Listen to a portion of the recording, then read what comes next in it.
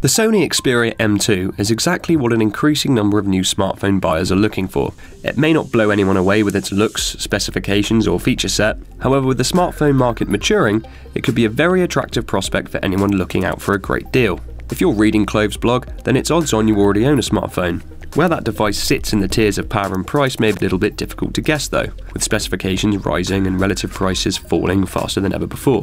What's even harder to gauge is what you may need from a new handset. If you're approaching an upgrade period at the end of a 24-month cycle, perhaps just fancy a new phone after a year or so, then the market has likely changed drastically since your last look. Smartphones in the M2's SIM-free price range of about £200 are no longer cheap, cheerful devices to turn your nose up at. They are in fact powerful, capable machines that may even outperform the 2-year-old flagship in your hand that cost more than twice as much not too long ago.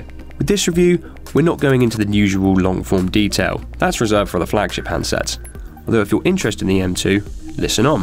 The M2 isn't really a small device. This form factor and a weight of 148 grams puts it almost on a par with the new Galaxy S5 from Samsung, with only a few millimeters less on the top and sides.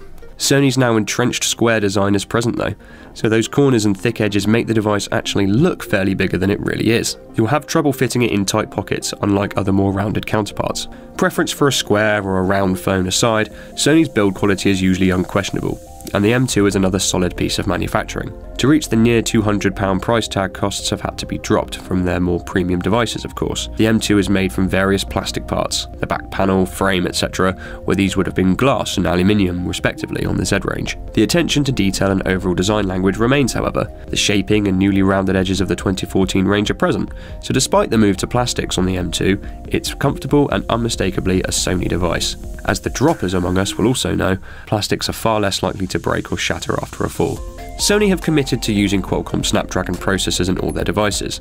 Whilst other mid-range devices might use cheaper equivalents from MediaTek or other silicon producers, the Snapdragon range is highly regarded as having the best performance in each tier. They are also especially good for graphics reproduction, imaging and media, an area where Sony loves to focus. The 1.2 GHz Snapdragon 400 is an admirable quad-core chip that delivers more than acceptable level of performance for pretty much any average user. Coupled with a single gig of RAM, you shouldn't notice any slowdown or hanging with the most up-to-date Android 4.4 KitKat installation. A 4.8-inch screen was an admirable target for a phone of this price, and Sony have hit it out the park. The display is the window to a smartphone's capabilities, and with competition rife in the cheaper half of the market, being one of the biggest has got to help. A full HD panel would have increased the price too much, so Sony have opted for a QHD 540 by 960 resolution instead. 229 ppi, this won't be the sharpest around, but is more than capable of providing decent imagery, and Sony's panel tech allows for rich colour reproduction. When your eyes are trained to Full HD screens at this size, you may consider the outcome a touch blurred around the edges. Compared to the direct competition however, the M2 screen is about as good as it currently gets.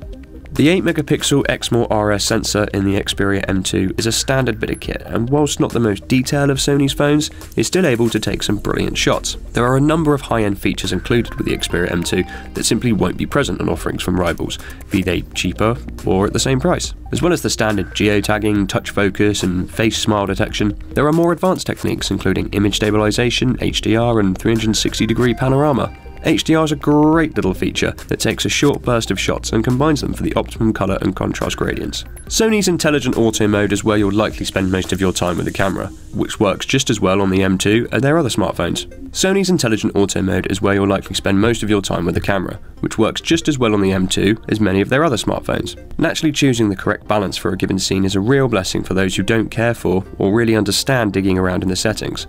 The software really makes a good smartphone camera experience, far more than the base hardware, and Sony's developments over the last couple of years are really shining through. Little additions such as the choice of downloading extra shooting modes, apps and editing options for the more advanced user show that Sony are really thinking through how their customers might want to use their devices. When looking at a lot of phones at a similar price range to the M2, the camera should really be one of the standout features that could draw you to it. With almost a full house of connectivity options from the M2, Sony are continuing to push their range of smartphones as some of the most advanced technically. Alongside the standard Wi-Fi, 3G, GPS and Bluetooth, Sony have also seen fit to equip the M2 with global 4G LTE, USB on the go and USB host, as well as NFC and Wi-Fi Direct plus tethering. It's a huge amount of connectivity options, which is simply not seen on phones of this price point. Yet another reason to make the M2 stand out when you're trying to figure out whether or not to spend £20 or £30 £30 less on something else. The only thing missing from the list is wired video out via MHL. However, you can still use screen mirroring through Miracast. Those looking for work compatibility will also be pleased to hear that Sony includes support for Microsoft Exchange ActiveSync. The battery is not huge, but by no means small. The 2300 mAh cell should comfortably see you through the day. The screen is fairly large, however the QHD resolution doesn't put as much strain on the power drain as Full HD does. Qualcomm's intelligent processor tech will also learn your habits as you use the phone, as does Sony's stamina mode. If activated, it keeps your battery lasting for longer throughout the day. It also increases its overall longevity throughout the phone's lifespan. As always, power users will likely need to top up before the end of the day, although for most the M2 battery will be looking at a daily overnight charge. With stamina mode fully utilised, you will likely run well into day 2, possibly to the start of 3. In conclusion, the Xperia M2 isn't going to be running away with any awards or wowing critics. It is, however, an excellently put together smartphone, and one of the most feature-filled devices available at this price point. In a world where the Moto G 2nd generation didn't exist, it would almost be a no-brainer to buy the M2 when looking at this tier of handsets. However, Motorola's plucky little phone causes some serious thinking. For about an extra £50 though, there is a lot more available in the M2 for the right buyer. As well as a more well-designed phone aesthetically, Sony's user experience and added features are more than welcome. The host of camera options, plus the 4G LTE capabilities for those that need it, make the M2 the best choice of camera phone and connectivity phone at this price point. That £50 may well make bargain hunters turn towards Motorola's options, and there's not really much to be done about that. For those with a slightly more discerning nature, however, or who simply need those extra features available, the M2 is an excellent choice.